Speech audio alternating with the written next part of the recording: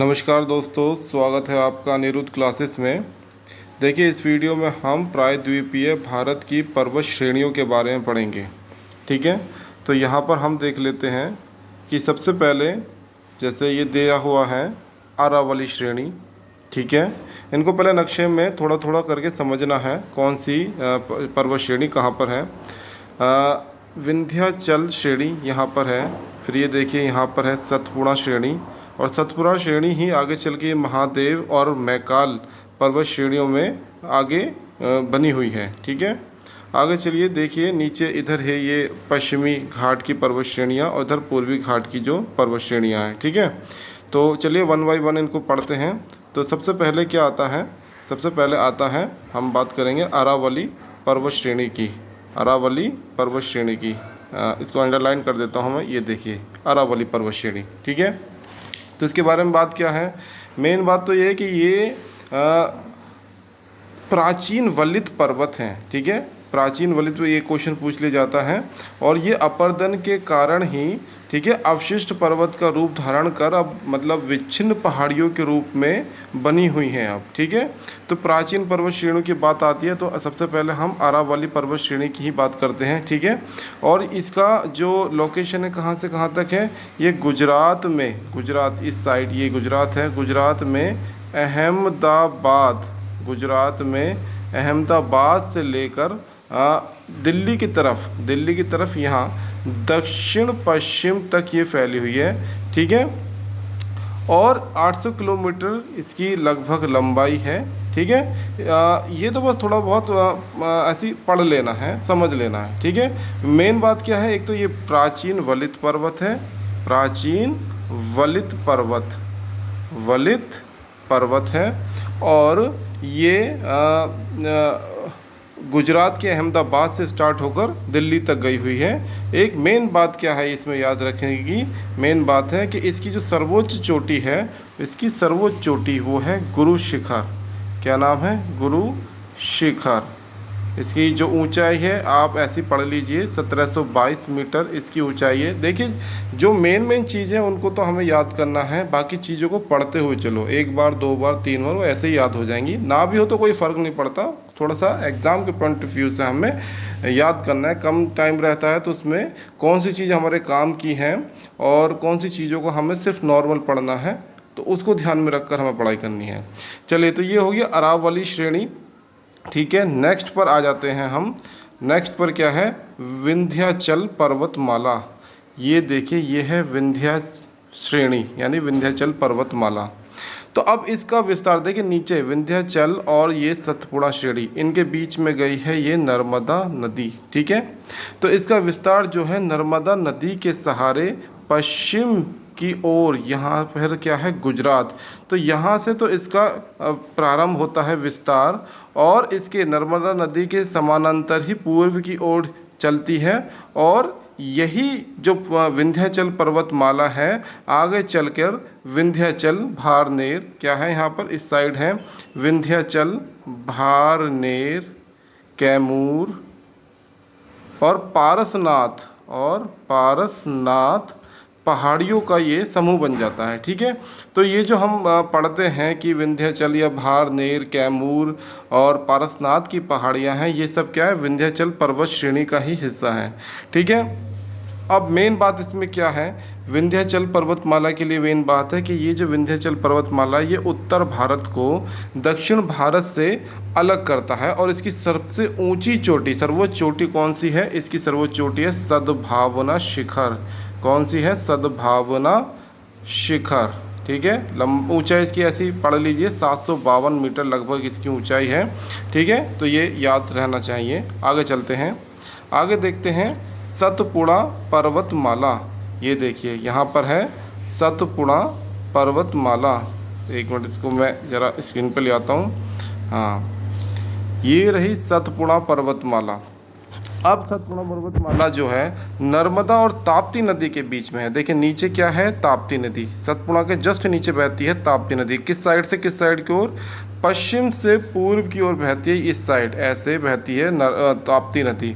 तो सतपुड़ा श्रेणी जो है नर्मदा नदी और ताप्ती नदी, यहाँ मैं लिख देता हूँ, ताप्ती नदी के बीच में है, ठीक है।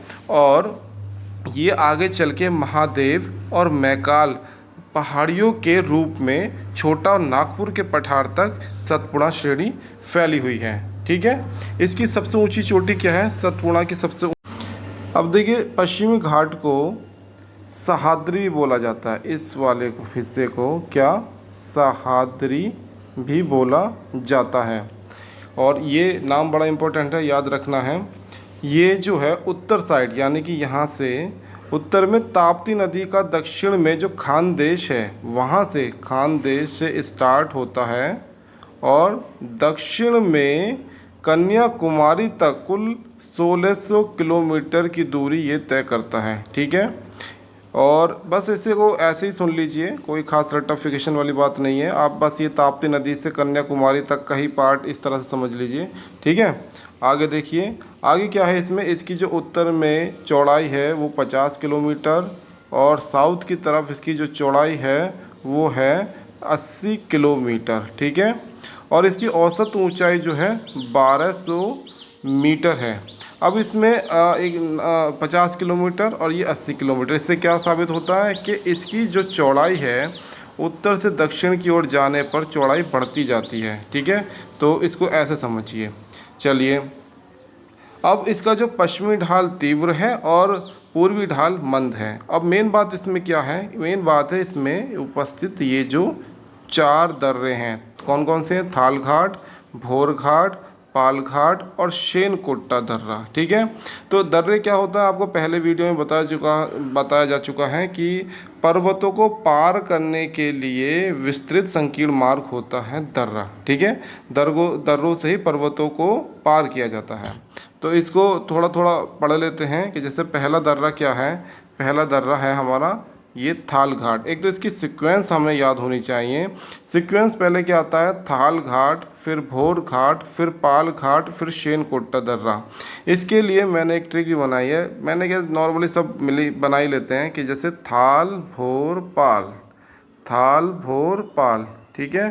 थाल से थाल घाट, भोर से भोर घाट और पाल से पाल घाट, लास्ट में शेनकोट्टा दर्रा हो ही गया। अब इसमें जो थाल घाट और भोर घाट हैं, ये एरिया क्या है? महाराष्ट्र है, तो महाराष्ट्र में स्थित है।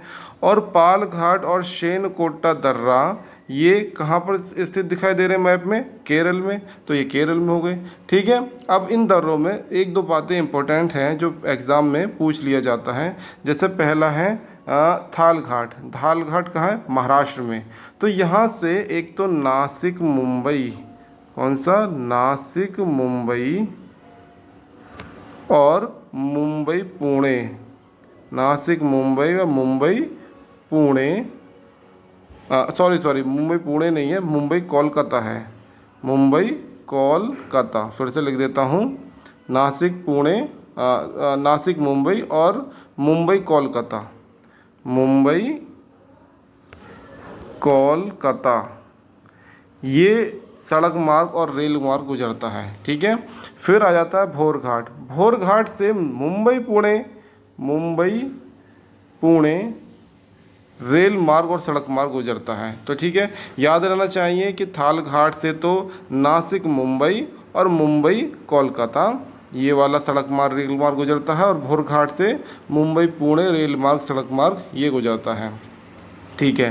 थर्ड पर आ जाता है, थर्ड पर है पाल घाट दर्रा। ये रहा पाल घाट दर्रा।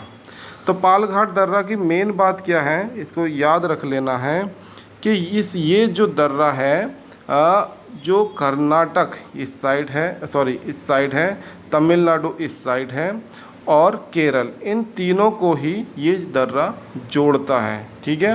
और यही दर्रा पालघाट दर्रा नीलगिरी पहाड़ियाँ और अन्नामलाई पहाड़ियों के बीच में स्थित है। देखिए नक्शे में एक बार फिर से इसको अच्छे से समझ लीजिए कि इधर तो है नीलगिरी पहाड़ियाँ, फिर उसके नीचे पालघाट, फिर उसके नीचे अन्नामलाई पहाड़ियाँ, ठीक है। तो नीलगिरी पहाड़ियाँ और अन्नामलाई पहाड़ियों के बीच में पालघाट दर्रा है, और यही दर्रा केरल, तमिलनाडु और कर्नाटक को जोड़ता है, ठीक। ठीक है। चलिए अब इसमें थोड़ा सा नीलगिरी पहाड़ियों के बारे में पढ़ लीजिए कि एक तो सबसे इम्पोर्टेंट बात ये है कि नीलगिरी जो है एक पर्वत ग्रंथि है, ठीक है। और ये पर्वत ग्रंथि पश्चिमी घाट और पूर्वी घाट को जोड़ती है। इसकी सबसे ऊंची चोटी आपको याद रख लीजिए, बहुत ही इम्पोर्टेंट है, दोदा बेटा, ठीक है।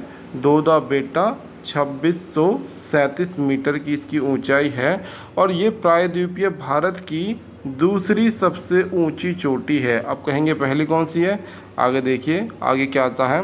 देखिए अब नीलगिरी पहाड़ियाँ हो गया, नीलगिरी पहाड़ियों के नीचे हो गया पालघाट दर्रा, पालघाट दर्रे के नीचे आ जाता है अन्नामलाई की पहाड़ियाँ, ठीक है। इस अन्नामलाई पहाड़ियों की ही जो सबसे ऊंची चोटी है वो है अन्नाई मुडी।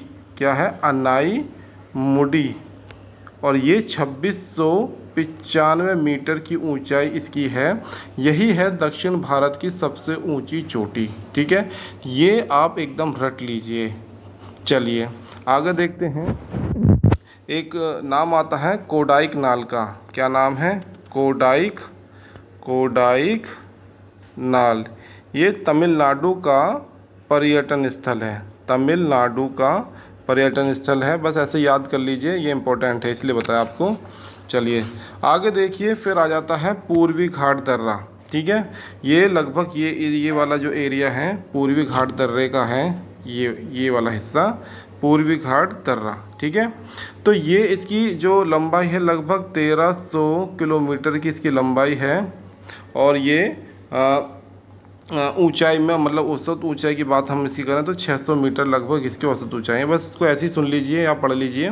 अब इसमें मेन चीज़ क्या है, इसमें क्वेश्चन पूछ लेते हैं, अगर टिपिकल क्वेश्चन कुछ आता है कि दक्षिण से अगर हम उत्तर की बात करें तो 3-4 पहाड़ियाँ इंपॉर्टेंट जो सिक्वेंस से पूछ लेते हैं। जैसे कौन कौन सी हो गई, पालकोंडा, पालकोंडा, फिर उसके ऊपर है नल्ला मलाई, नल्ला मलाई, उसके ऊपर है जवादी, फिर उसके ऊपर शेवरॉय, शेवरॉय। तो ये पहाड़ियाँ सीक्वेंस में दक्षिण से उत्तर की ओर आती हैं। मेन चीज़ आप ये रख लीजिए कि याद रख लीजिए कि इसकी जो सबसे ऊंची चोटी है पूर्वी घाट की सबसे ऊंची चोटी जिंधागड़ा चोटी, जिंधागड़ा चोटी, ये नाम अच्छे से रट लीजिए, ठीक है। तो देखिए एक बार थोड़ा सा रिवीजन कर लीजिए। अरावली श्रेणी है उसकी सबसे ऊंची चोटी क्या है, गुरु शिखर, ठीक है। विंध्य श्रेणी है इसकी सबसे ऊंची चोटी क्या है, सद्भावना शिखर। सतपुड़ा श्रेणी है इसकी सबसे ऊंची चोटी क्या है, धूपगढ़ चोटी, धूपगढ़ चोटी। फिर नीलगिरी पहाड़ियाँ हैं इसकी सबसे ऊंची चोटी है दोदा बेटा। फिर अन्नामलाई पहाड़ियाँ हैं उसकी सबसे ऊंची चोटी है अन्नाई मुडी, अन्नाई मुडी। कितनी, 2695 मीटर की इसकी ऊंचाई है और ये साउथ इंडिया की सबसे ऊंची चोटी है, ठीक है। चलिए अब इसको थोड़ा सा हम पढ़ लेते हैं। ये देखिए प्रायद्वीपीय भारत की पहाड़ियाँ, यहाँ लिखा है सबसे पहले अरावली पहाड़ियाँ कि यह प्राचीन वलित पर्वत है जो लंबी अवधि तक अपर्दन के बाद अब अवशिष्ट पर्वत का रूप धारण कर विच्छिन्न पहाड़ियों के रूप में है। यहाँ पर सबसे ऊंची चोटी आबू के निकट गुरु शिखर है। अरावली पहाड़ियाँ अहमदाबाद के निकट से प्रारंभ होकर उत्तर पूर्व दिशा में दिल्ली के दक्षिण पश्चिम तक लगभग 800 किलोमीटर की लंबाई में फैली है। फिर नंबर 2 है विंध्याचल पर्वतमाला कि इसका विस्तार नर्मदा नदी के सहारे पश्चिम की ओर गुजरात राज्य से प्रारंभ होकर उसके समानांतर पूर्व की ओर चलता है। यह पर्वतमाला विंध्याचल, भारनेर, कैमूर व पारसनाथ पहाड़ियों का समूह है। यह उत्तर भारत को दक्षिण भारत से अलग करता है। इसकी सबसे ऊंची चोटी सद्भावना शिखर 752 मीटर है। फिर आता है सतपुड़ा पर्वतमाला, सतपुड़ा पर्वतमाला कि यह पर्वतमाला नर्मदा और ताप्ती नदी के बीच स्थित है तथा पूर्व और उत्तर पूर्व दिशा में आगे महादेव मैकाल पहाड़ियों के रूप में छोटा नागपुर पठार तक फैली है। फिर सतपुड़ा पर्वतमाला की सबसे ऊंची चोटी धूपगढ़ है जो 1350 मीटर ऊंची है। यहीं पर नर्मदा व सोन नदी का उद्गम स्थल है। नेक्स्ट देखिए, अब यहाँ पर देखिए कितनी इम्पोर्टेंट बात लिखी हुई आ रही है कि धूपगढ़ चोटी धूपगढ़ के समीप पंचमढ़ी स्थित है। यह मध्य प्रदेश का प्रमुख पर्यटन स्थल है। सतपुड़ा पर्वत क्षेत्र में नदियां अनेक जलप्रपात बनाती हैं। इसमें जबलपुर के निकट नर्मदा नदी पर धुआंधार जलप्रपात प्रसिद्ध है। फिर पश्चिमी घाट कि इसे सह्याद्री की पहाड़ियां भी कहते हैं। इसकी ढाल घाट की भांति सीढ़ीनुमा है। उत्तर में यह ताप्ती नदी के दक्षिण में स्थित खानदेश से लेकर दक्षिण में कन्याकुमारी तक 1600 किलोमीटर की लंबाई में फैले हैं। उत्तरी भाग में इसकी चौड़ाई 50 किलोमीटर और दक्षिणी भाग में 80 किलोमीटर है। इसकी औसत ऊंचाई 1200 मीटर है। इसकी पश्चिमी ढाल तीव्र और पूर्वी ढाल मंद है। इस श्रेणी में 4 दर्रे आते हैं। कौन कौन से हैं? उत्तर से दक्षिण की ओर इनका क्रम थाल घाट, भोर घाट, पाल घाट, सेनकोटा दर्रा। तो इनका सीक्वेंस आप इस तरह से याद कर सकते हो, थाल, भोर, पाल। तो थाल घाट है कहाँ? महाराष्ट्र में। अब मेन बात इसमें याद रखने वाली क्या है, इसको मैं थोड़ा ऊपर कर देता हूँ। मेन चीज़ है याद रखने वाली कि यहाँ से नासिक मुंबई व मुंबई कोलकाता के प्रमुख सड़क व रेल मार्ग गुजरते हैं। फिर है भोर घाट दर्रा, कहाँ? महाराष्ट्र में। यहाँ से मुंबई पुणे रेल मार्ग और सड़क मार्ग गुजरता है। चलिए आगे देखते हैं। फिर है पाल घाट दर्रा कि यह नीलगिरी और अन्नामलाई पहाड़ी के मध्य स्थित है। यह केरल को तमिलनाडु और कर्नाटक से जोड़ता है। सेनकोटा दर्रा कि यह केरल में इलायची पहाड़ियों पर स्थित है। यह तमिलनाडु को केरल से जोड़ता है। ठीक है, तो पालघाट दर्रा तो केरल, तमिलनाडु, कर्नाटक तीनों को जोड़ता है और सेनकोटा दर्रा केवल केरल और तमिलनाडु को जोड़ता है। ठीक है, चलिए आगे देखते हैं। नीलगिरी एक पर्वत ग्रंथि है। नीलगिरी एक पर्वत ग्रंथि है जहाँ पूर्वी घाट पर्वत एवं पश्चिमी घाट पर्वत आकर मिलते हैं। ये क्वेश्चन आ चुका है। ठीक है, इसमें से कई क्वेश्चन है जो आ चुके हैं, जो इम्पोर्टेंट है, मैं उन्हीं को ही बता रहा हूँ कि ये आ चुका है। इसका सर्वोच्च शिखर दोदा बेट्टा 2637 मीटर और दक्षिणी भारत का दूसरा सर्वोच्च शिखर है। प्रसिद्ध पर्यटक स्थल ऊटी या ऊटक मंड नीलगिरी में ही स्थित है। देखिए एक एक लाइन बड़ी इंपॉर्टेंट है और जो सिर्फ पढ़नी है वो मैं आपको बता चुका हूँ, लेकिन इसमें जो याद रखने वाली बातें हैं वो तो रटनी ही पड़ेंगी। चलिए नेक्स्ट देखिए कि नीलगिरी के दक्षिण में पाल घाट दर्रा तमिलनाडु को केरल से जोड़ता है। पाल घाट के दक्षिण एक और पर्वत ग्रंथि का निर्माण होता है जिसे अनाईमुडी पर्वत ग्रंथि कहते हैं। इस पर्वत ग्रंथि का निर्माण उत्तर से अन्नाईमलाई पहाड़ियों, उत्तर पूर्व से पलनी पहाड़ियों और दक्षिण से इलायची पहाड़ियों के मिलने से हुआ है। ठीक है, चलिए आगे देखिए। आगे लिखा है कि अनाईमलाई पर्वत का सर्वोच्च शिखर अनाईमुडी 2695 मीटर दक्षिण भारत का सर्वोच्च पर्वत शिखर है। कोडाईकनाल तमिलनाडु में पर्यटक स्थल है। ठीक है, आगे देखिए। नेक्स्ट है पूर्वी घाट। पूर्वी घाट की 1300 किलोमीटर की लंबाई में पूर्वी घाट नीलगिरी पहाड़ियों तक फैले हैं। इनकी औसत ऊंचाई 600 मीटर है। बस ऐसे पढ़ लीजिए इन ऐसी चीज़ों को। दक्षिण से उत्तर की ओर इन पहाड़ियों को पालकोंडा, नल्लामलाई, जवादी और शेवरॉय पहाड़ियों के नाम से जाना जाता है। ठीक है, तो ये सीक्वेंस आप याद कर लीजिएगा, क्वेश्चन में पूछ लिया जाता है। इनकी जो सबसे ऊंची चोटी है 1690 मीटर ऊंची है और इस चोटी का नाम है क्या? जिंदागढ़ा चोटी। ठीक है, तो ये कुछ प्रायद्वीपीय भारत की जो पहाड़ियाँ हैं उनके बारे में था। ठीक है, आज के लिए थैंक यू।